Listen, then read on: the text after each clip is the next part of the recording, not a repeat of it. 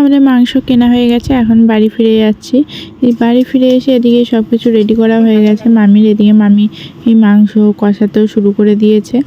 তো আমরা দুপুরবেলা খেয়ে দিয়ে বিকালের দিকে আবার একটু বেরোনোর প্ল্যান আছে আমার আর আমার দিদির। তো দেখতে থাকো, এদিকে দেখতে পাচ্ছ মাংস ভালো করে কষে গেছে। এদিকে মাংস হচ্ছে, ডাল ভাজা আর ভাত হচ্ছে। তো যাই হোক আমরা দুপুরে খেয়ে বেরিয়ে পড়েছি আইসক্রিম আনতে।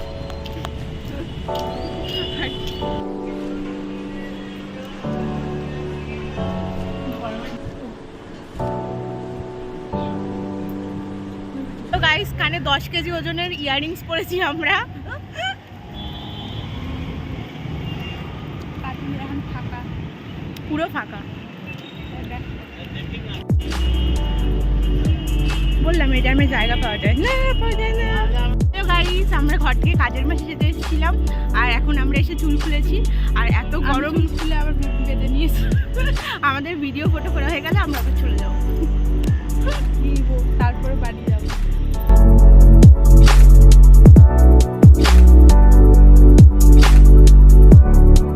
তো গাইস এখানে দেখতে পাচ্ছ আমার দিদি নচিকেতাতে লাইন দিয়ে দাঁড়িয়ে রয়েছে কতক্ষণে চা দেবে। যাই হোক আমরা এখান দিয়ে ফার্স্টে নচিকেতা থেকে চা খাবো।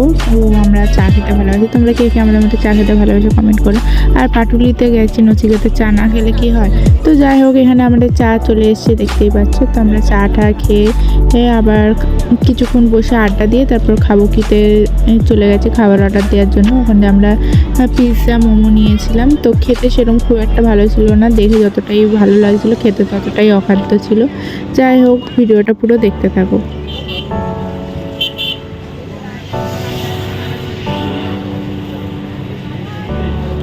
কেউ শুনতে পেলে কিছু? আর খাবারের জন্য বসে আছি, বাট জানি না কখন আসবে। আমরা এই